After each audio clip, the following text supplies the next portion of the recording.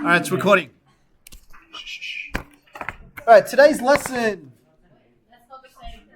Thanks, team.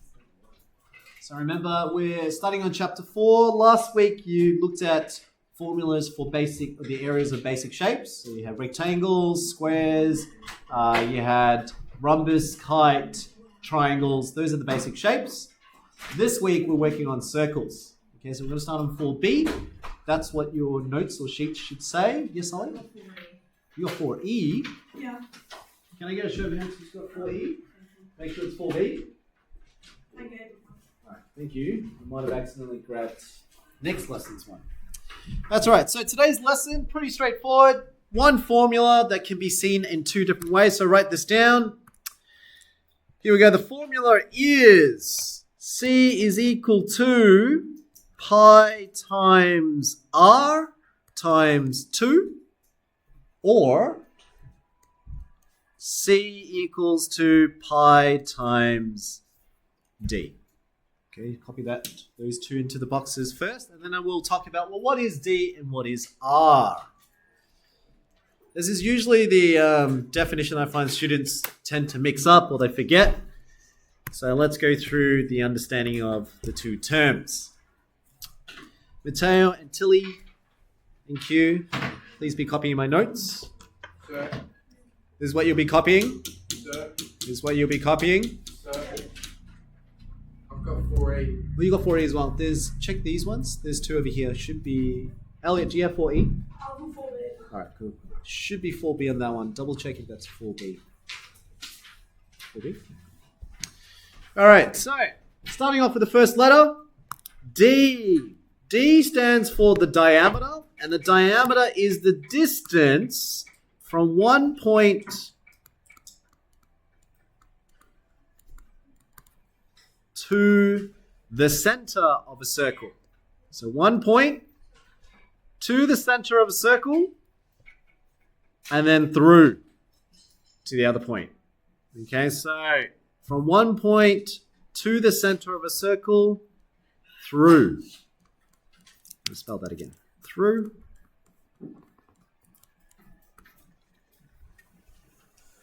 What's the point of a diameter? Well, the reality is that most things that when you buy, say, IKEA stuff, furniture, it's all 3D and rectangular to some degree. So rectangles can be split into triangles. Triangles then can match to make a whole bunch of shapes. The problem is when you start to introduce curves, right? So say a tree branch. If you want to cut a tree branch and let's say it gets really big, you can either saw, or if it's too high, it's a problem if you cut it, might fall into your own house or roofing. So you can call professionals to come. But when they call over the phone, they might not know how thick a tree branch is. So you need to tell them how thick a tree branch is so that they can bring the right tools. Now, obviously, most of them will have the right tools already, but they want to know how big the tree is. See, if I said the tree, so imagine the tree trunk. And obviously tree trunks aren't always uniform, but the tree trunk, it wouldn't make sense if I told them a measurement from 1 point to this point, or in this picture here, to there, and I say that's the width of the tree branch. Because if I want to cut this tree branch, cutting from the outside all the way to the other side, I need to actually go through the biggest width of the circle, or the tree branch. So the biggest width is not from here to here. See, I can get a bit bigger. I can choose another point. I can go from this point to this point. That's a bit bigger. But then if I had to cut even bigger, it'll be from this point to this point. But at a certain degree around this arc, there has to be a maximum point, which is actually the longest length of the width, or the thickness of the branch. Afterwards, it gets shorter and shorter. So you can see, after I pass that center, you can see the width of each cut is shorter and shorter. So the longest part that you have is called the diameter. Right? So people, when they say how thick something is, or if you're thinking about screws, if you get a Bunnings and your parents go buy screws, that tells you, but they measure in inches and all that. But it's the same idea. It's how round, how much of a big circle are you going to drill in a hole so that you can figure out which screws fit in so that they don't become loose. So they have different sizes. The sizes they measure in is in diameter.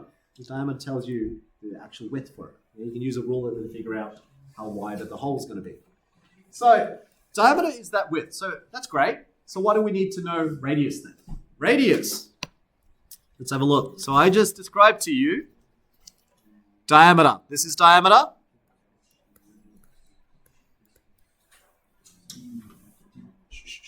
The largest width of a circle is called the diameter. And that has to cut through the center, because the center is actually the middle.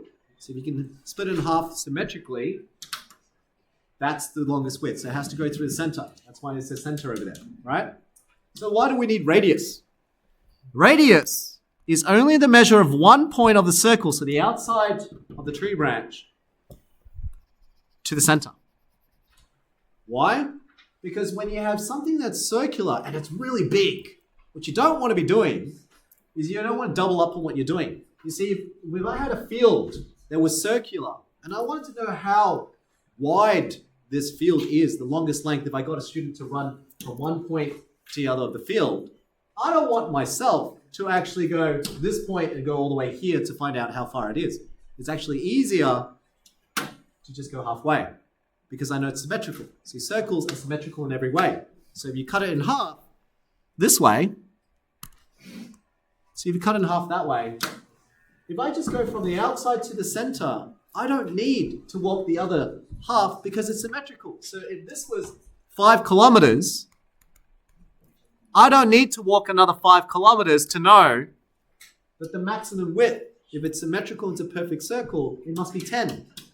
Okay, so the radius is useful is because you don't need to measure the entire distance from one point to the other. Oh, question? Yeah?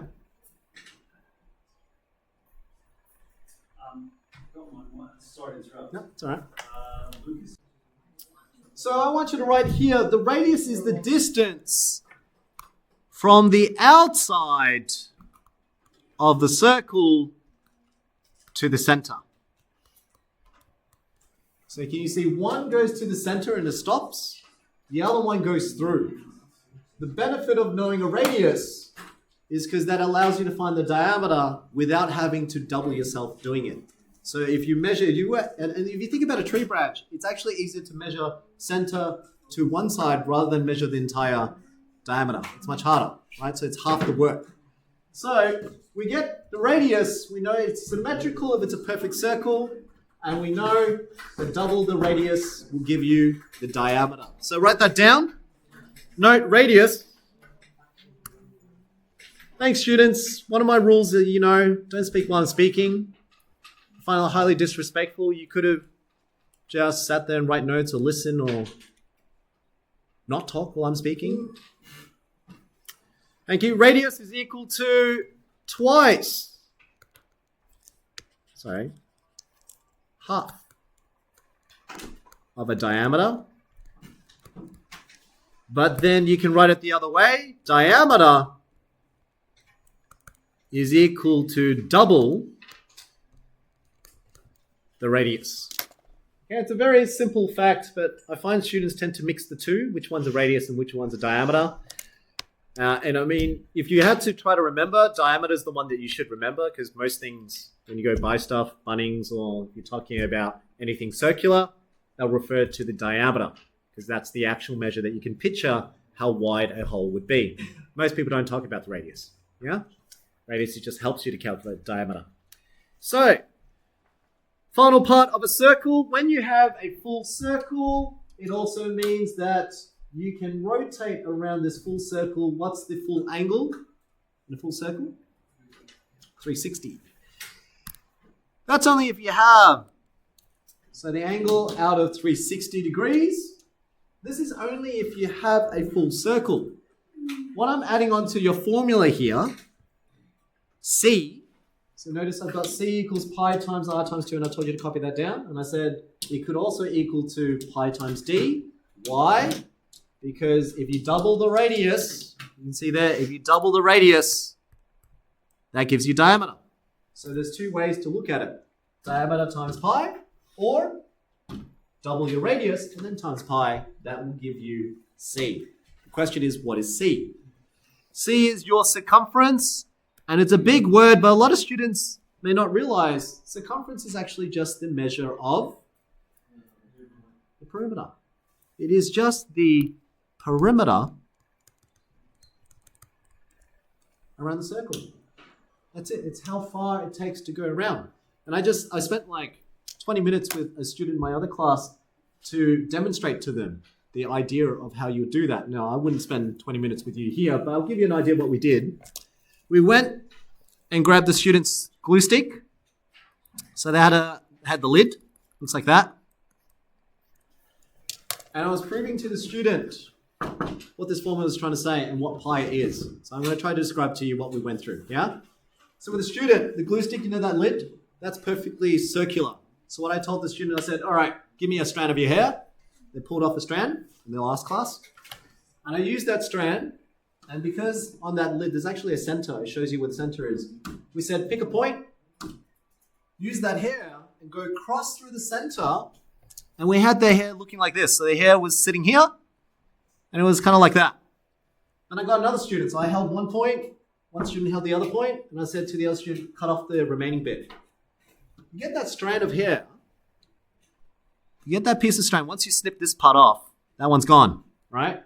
You got this little bit. That's measuring the diameter. How wide? What's the widest point of this lid, right? So I said, all right, so now we've got your piece of hair. We took out a ruler,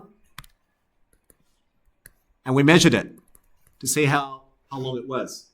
The hair was 3 centimeters long. Then I tested, put the ruler onto the lid and measured itself as well. And it was 3 centimeters. So I'm like, all right, we're fairly close. So that hair is now 3 centimeters long, right? That's the diameter. But I asked, well, how much? If I want to know how long is the actual cap, so around that cap, how long is it? What's the perimeter? Right? Imagine if you were an ant and you were to run around this cap. How far do you have to run? Because we know each strand is 3 centimeters, right? So what I did with the student was we took off the cap. It took 20 minutes to do this. So we've got a cap on the table. We had the strand of hair. And what we did was we put it against the cap. We pulled the other student to put the finger on this one. And then I marked it. I marked it with a pen. So I drew on the piece of paper. I traced the circle, and you get the circle. I used that piece of hair, and then we marked it. We started from here, and we measured. Every time the hair finished, I did a marking. And what it is the question is, this is the diameter, right? So one piece of strand hair is the diameter. I took that hair, and I said, let's see how many times it fits around this lid. And it turns out it fits 1, 2, 3, and there was a bit left over. And that bit left over, we cut it off, and we measured that one as well. So we measured whatever's left over. Turns out this was 0.6, okay? So together, what's the distance around this little cap using the piece of hair? I was able to say, well, one hair is 3 centimeters. That's another 3 centimeters. That's another 3 centimeters. So if you calculate it, how far is it? That's 3 centimeters, 3 centimeters, 3 centimeters, and this was 0.6 centimeters. So what's the total distance? 9.6. Yeah, so 3 plus 3 plus 3 is 9. 9 plus 0.6, 9.6 centimeters, right? What's interesting is we then took out a calculator and we said, all right, so what's the formula for circumference? Circumference is the perimeter around a circle. We know the formula is pi times diameter, and we measured the hair was 3 centimeters. So we typed on the calculator, we said, all right, well, let's do pi times 3. And we're not too far off. Now notice when I traced the circle, there would have been slightly off. When we cut the hair, there was also slight offness. But 9.42 and my answer of 9.6, I was only 0.2 off in terms of where it is. And I did a quick estimation in 20 minutes to explain what we were doing. So what is the formula really doing? See, back in ancient Egypt, they knew that the diameter, if you can find the biggest width of a circle, the diameter, they knew it fits about 3. So back then, before pi came about, they only knew it was 3. Their rounding was 3. Then later on, Archimedes actually had a better calculation, they got even closer, about much the best calculation of their time. And then later on, when we got to infinite series and calculus and all that with the maths, that's how we end up with pi, the symbol. We get that. But what's this number? This number represents what we just did. The piece of hair is the diameter, and we wrapped it around the circle. The diameter will fit around any circle, its own circle, about 3 and a bit. So my one before, the one I did with a student, it was 3 and then left over 0.6 of the 3 centimeters, right? But if you want to get really accurate, that's what they were doing. But back in the ancient Egypt, they didn't know about the decimal points. They just knew it's roughly 3. So they just estimated 3. So one of their first inscriptions on their tablets back then, for circles and curves, they just knew if you know the diameter, times by 3. And that's roughly how big a circle distance would be. So for your case, if you had a tree branch, if you had a tree branch, just an estimate, just like the ancient Egypts, you just need to know the biggest width of your tree branch, times it by 3, and it roughly tells you how much rope you will need to wrap around that tree branch so that you can cut. That would be one of the things that you could do. So 3 times whatever the diameter is. That's what the circumference formula is telling you. It's not some fancy random thing. It's just the idea that we notice every perfect circle, the diameter, the biggest width of the circle, if you just wrap it around, it's about 3 and a bit. That's what pi represents.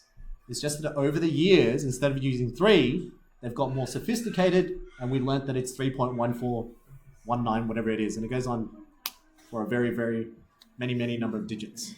Okay? But other than that, that's what the pi represents. The pi symbol saves you time from writing 3.1419, etc. Okay? So let's zoom out. Here we go. So today's lesson, you've just learnt the history of y and what it is. Let's apply now. So even if you didn't understand what I just described, the history and all that, this is all you need to know. Okay? There is a formula here. If this confuses you and scares you, only learn this bit then. That's year 8. This is year 8 level. Just adding on this little bit. Year 9. That's the difference between 8s and 9s. Just one little extra bit there. I'll describe what that bit is when we get to partial circles, but most students will remember the first bit. Okay, so that's the year 8 component. This is the year 9 component. Yeah? All right. Pi, what was pi again? Pi was roughly 3.14159. 26? Really? Oh, 5.3. All right. Let's go to one example so you guys get a feel of how to do this. So those who are feeling overwhelmed with the theory, I just wanted you to understand what this formula was, and it really just finds the perimeter around any circle. That's it. So you just need to find the diameter, times by pi in your calculator, and you'll get the distance around a circle. That's it. Okay? Here we go. Let's have a look at this first diagram then. You've got a circle, a perfect circle, a tree branch. It already tells you that this distance from here to here is 16 centimeters. What is that distance called? Can I please have, let's go with man. What's that 16 centimeters representing? Diameter, very good. This is the diameter because it's the biggest width of the circle. That's all I need to find the circumference. But just out of curiosity, what would the radius be if I know the diameter is 16? Can I please have, let's go Liam. It'll be 8 centimeters because we know it's symmetrical. We know circles are symmetrical. If it's a perfect circle, so if I cut that in half, that should be 8. That should be 8. So the radius is 8. R is 8. On the other side, 8 centimeters, 8 centimeters. Now, what's the theta? If you are using the year 9 formula, the first question is, are you finding the circumference, which is the distance around a full branch, so a full circle, or is it a partial circle? So what do I mean by partial circle? Sometimes you can get a shape that looks like this, like Pac-Man style.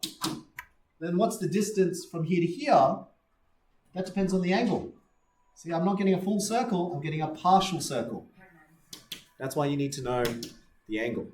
Okay, but in this particular scenario, you've got a full circle, and a full circle has angle of 360, very good. 360 degrees to make a full circle. So we know the angle is 360 degrees. So here we go. Let's use the formula. Looking at the front page again. Circumference. What's the formula again for circumference? Can I please have Sully? Pi times 2 times degrees over 360. This is actually called theta. I'm going to fix it. Sorry, I didn't tell you guys this. This symbol is spelled this way and it's pronounced as theta. Okay? That symbol represents the angle. Okay, so how much of the circle do you want? In our case, we wanted the full circle, so it's 360 degrees. So if I'm using the year 9 formula, this is what it'll look like now. Pi times 2 times, what's the radius? Which is 8. Very good. So 2 times 8, remember that's 16. That's already your diameter, but I'm just using one of the formulas I gave to you. Yeah? This already will give you the distance around a circle. This tells you how much of the circle you want. So you're timesing. Now, how much of a circle do you want? You want 360 degrees of the 360. So you want the full circle. You're not wanting half. Half is 180 out of 360. If you wanted 3/4, it would be 270 out of 360. If you wanted 1/4 of a circle, it's 90 out of 360. Get me? So in year 9, you may not get a quarter, you might not get a half, you might not get 3/4. Your questions in year 9 could look something like this. They might say, let's make it like this actually, like that. And they might say this angle is 201 degrees. And they say this radius is 10 centimeters. Find the distance from here to here. Okay, that's when you would use my formula that I'm showing you. Because you only want 201 degrees, so from here you rotated only 201 degrees of the 360, the formula would only be different by having 201 on the top. But if you have a quarter of a circle, say a quarter of a circle, from here to here is 90 degrees. That's why 90 over 360 is the same thing as 1/4. Because 90 goes into 90 once and 90 goes into 360 4 times. That's why we know 90 degrees is a quarter. Right? So year 8, you work with a quarter and halves. Year 9s, you don't work with quarters and halves. You could get 201 degrees. And that's why I'm just giving that extra. So for those who are interested, that's the year 9 component. Okay? Otherwise, most year 8s, you're doing halves and quarters and 3/4. You may not use that bit there. Okay? All right, let's put it all together. Grab out your calculator. So with the other class, some of them don't know how to use a calculator, so make sure to know how to do these types of computations on your calculator. So here we go. I've got one of the more fancy ones. These are the senior calculators. Let's type it in. Pi, don't use 3.14. Don't use 3.14 unless they say approximate. So if they say approximate, you can use 3.14. If they don't, you have to use the symbol. So you take pi. So that's the pi symbol, times, this is times 2, double the radius is 8, that gives me my diameter, times, well, how much of a circle do I want? I want it 360 degrees out of 360. My answer should be 50.2654, check if you're getting that answer, okay? And I'll show you why not to use 3.14. See, if I use 3.14, which is what a lot of students do because they're lazy to find the pi button, and I type exactly the same thing, watch what happens. Everything's the same. The only thing I changed was the pi, right? What's the difference? Only 2 decimal places. Even on the 2 decimal places, no, this is a 6. That's a 4. So what has gone wrong is because you rounded this one off. That's why that one's less. At a year 12 level, which my year 12s are currently doing the exams and they're finishing in half an hour. Actually, no, they finished half an hour ago. That 1 digit makes a difference. That 1 digit, you lose a mark or you get a mark. Okay, and many questions will ask you to round or not round. So you've got to read the question. If they don't ask you to round, don't round it here. Don't approximate it. Use the actual symbol to get the full answer. Leon. This is 60. Good. If you're using the green calculator, on the just before the equals button, just above it, there's 2 arrows. The two arrows looks like this, like that. Press that, and then press enter. It should convert it for you. Yeah. All right, team. So you should get 50.2654824. Now, if they asked you to round to 2 decimal places, you must round to 2 decimal places, and this would be what? 50.27. Very good. So 2 decimal places. 26. Check the next digit. If it's 5 or more, then you round up the last digit by 1. But even then, you're still not finished. What am I missing? Units. Very good. This is in centimeters, and we're looking for perimeter, so you keep it as centimeters. Okay, next lesson we're doing area units. Then you have to make sure you have the correct units. But at the moment, that's what I'm looking for when I'm doing the test. That's what I look for. Okay? All right. Let's try a couple extra things just so you can see how the formula works. You didn't have to do pi times 2 times 8 because you already knew the diameter of 16. So I could have done from the start, I could have done pi. Whoops, that's not pi. This is pi. Pi times 16, then times 360 over 360, and I should still get the same answer. Let's say your calculator is not as advanced as mine and you can't do that fraction template. There is also another way. You could have done pi times 16 times, now if you can't do the fraction template, do an open bracket. This just means division. This literally just means 360 divide 360. So you type it in.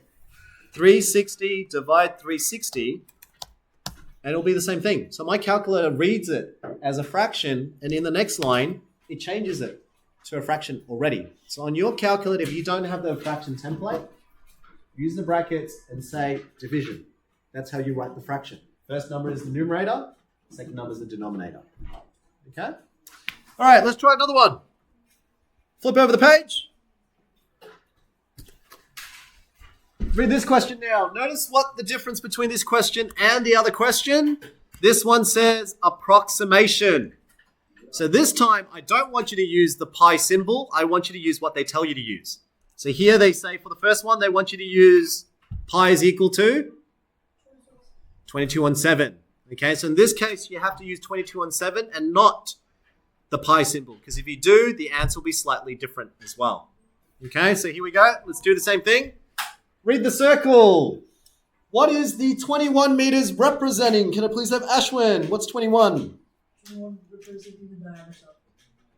No, it's radius. Radius, because it's center to one side of the circle. So this is 21 meters.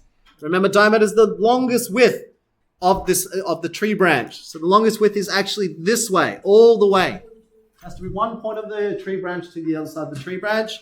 So if this is 21, this must be 21 as well, symmetrically. But if that's 21 and 21, what's the diameter equal to then?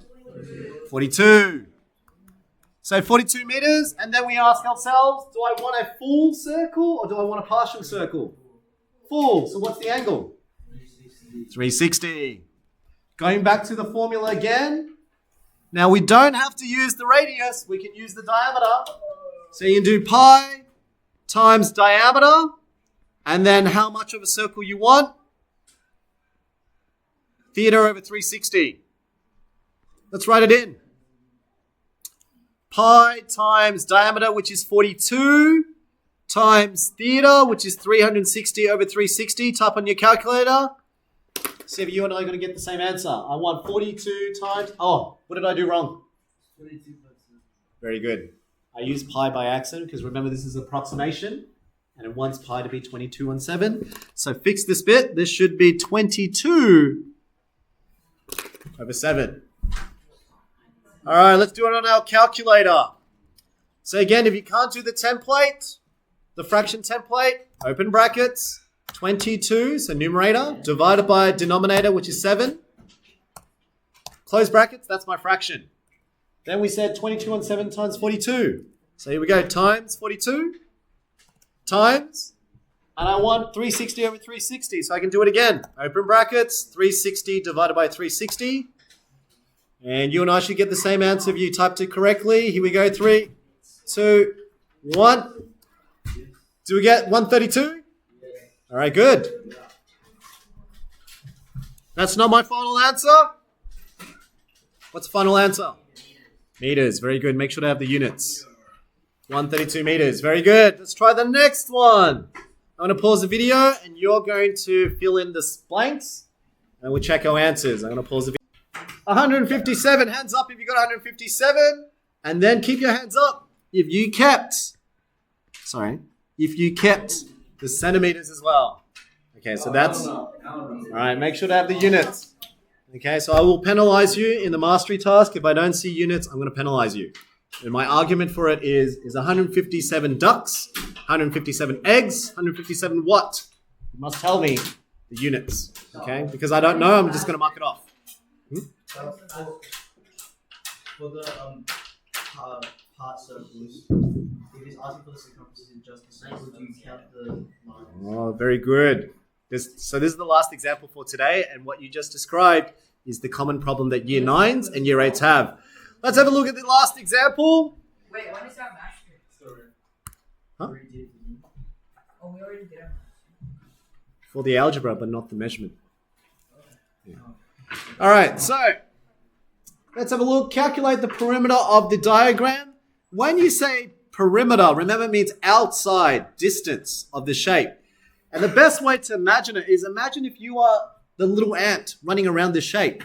You see, if you're a little ant right here, and you're running around this shape, you're going to run all the way around here, but then to get back to that same spot, you have to run up this way and then run this way. So can you just run around the circle? Around the circle? Yeah, but just instead of going in, you have to go in and you keep going. Well, this is the pathway. So if it was a concrete pathway, you follow the pathway. So that's what perimeter means, right? So what a lot of students don't realize, the formula is only for the curved arc because it's hard to calculate when it's curvy. That's why we have a formula. So that means you do have to add this 2 bits, which a lot of students forget. See, this is the radius of a circle. If this is 14, that's also 14. So most students only use the formula. So the first thing they do is they go, oh, yeah, cool. From here, center to this side is 14. So that's the radius. They say 14 meters. That means the diameter must then be what? 28. Now this is a partial circle. I don't have a full circle. I have only, how much? 3/4. Now how do you know it's 3/4? Let's think about the angle. They told you this is 90 here. So what's the angle that we actually want? Because that's the angle we're going. What's this angle?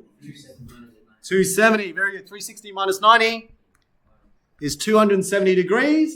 And if you think about it, the formula says pi times diameter times theta over 360.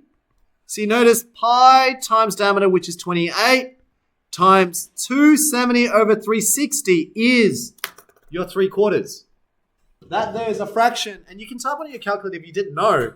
If you typed in 270 over 360, it'll simplify it for you. 0.75. 0.75 is 3/4. See, 3 divided by 4? Okay? So that's how we know it's 3/4. So partial circles depends on what this angle is. What's that arc distance? Okay, not this one. That's 90 degrees, but there's no distance here. That's the distance we want.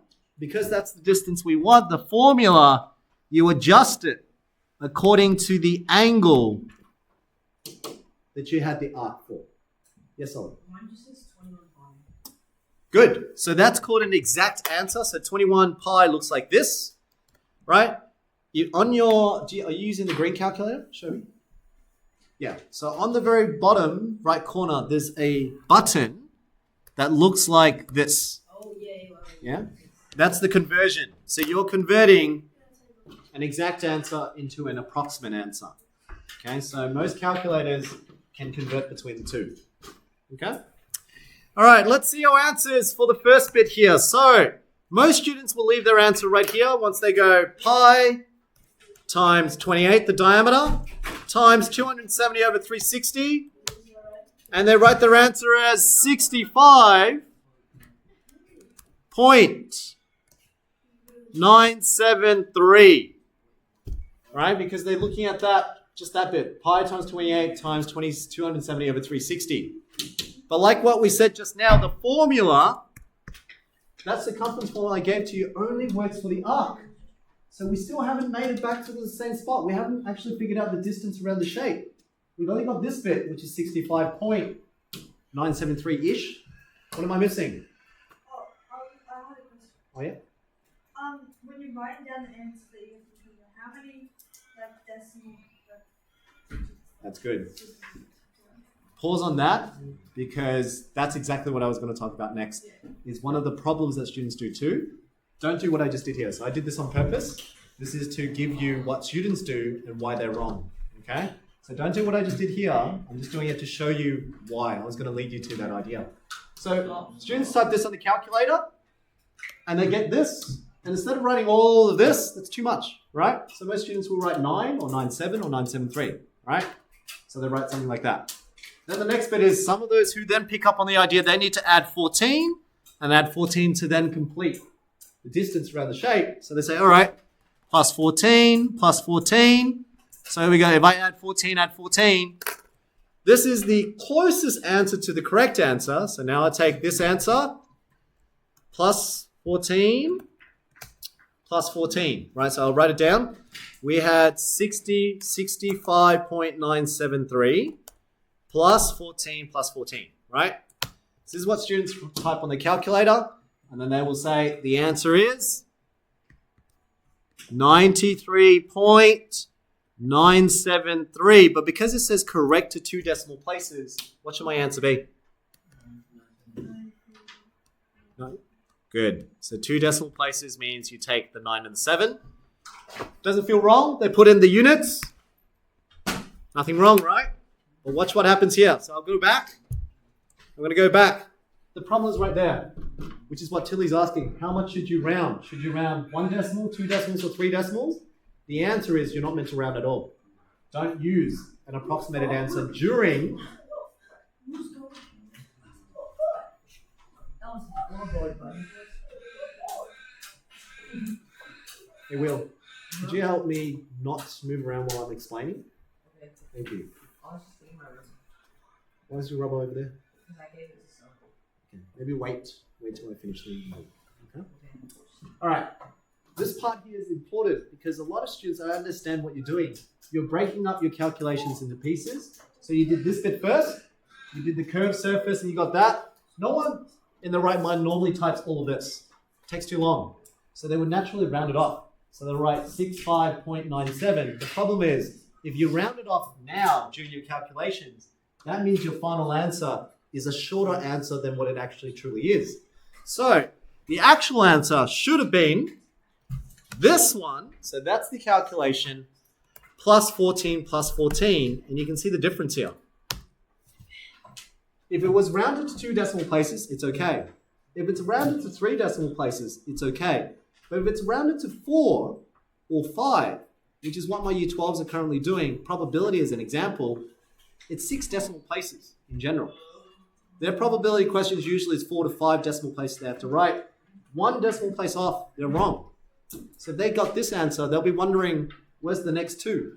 So when you're doing your calculations, never round off during your calculations. You have to use the best answer you can get. The worst case scenario, let's say if you couldn't type it all in one go, the other way to do it is you take as many digits as you can from this one. Take more than 6, take about 10, and that will at least likely answer most correctly. But if you do what most students do, round it off, at some point you're going to get it wrong. Okay, you're going to get it wrong because it depends on my questioning. If I said round to 3, round to 4, that will affect you based on how many digits you took before. Okay, so what's my advice? In this line of calculation, when you're up to this step, type it all in one go. Okay, and that really trains your BODMAS. You have to know how to type this correctly on your CAS calculator. Use brackets if you have to, but you need to separate that. Okay, don't do it one bit and then put it together. Try to type it all in one go. Okay? On my CAS calculator, on the senior one, I can actually not need to type this one. I can actually highlight this and then press enter, and the calculator knows to take the full answer. So if I did plus 14 plus 14, it's the same. That's the right order. No, so now this is your final answer. Now you can round it off. Okay, but don't round it off during calculations. If you round it off during calculations, your answer is shorter. And that's when it's wrong. Okay? All right, team. So what's the correct answer? It is 93.97, but just be careful with this very first step here. Don't round. Okay, have I rounded this to one decimal place, the whole thing would have been wrong. So don't round early. Use the entirety of your digits. Okay, so if you're doing some calculations in between, if you got the kind of calculator I've got, you can copy down this one like I've done. Otherwise, my encouragement is to do that step. Type it all in one go. Okay, so type it all in one go to get the full answer. I get into the practice to do that, and this is the best time to do it for measurements because you're using calculators more often. All right? That's it for today. So there's only one formula that I was teaching you. Circumference equals pi times diameter.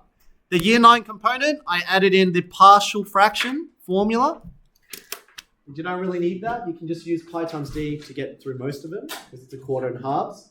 But if you're doing extended enrichment questions, you might get not quarters and halves. Okay? All right, team, I'll stop there. That's the video for today.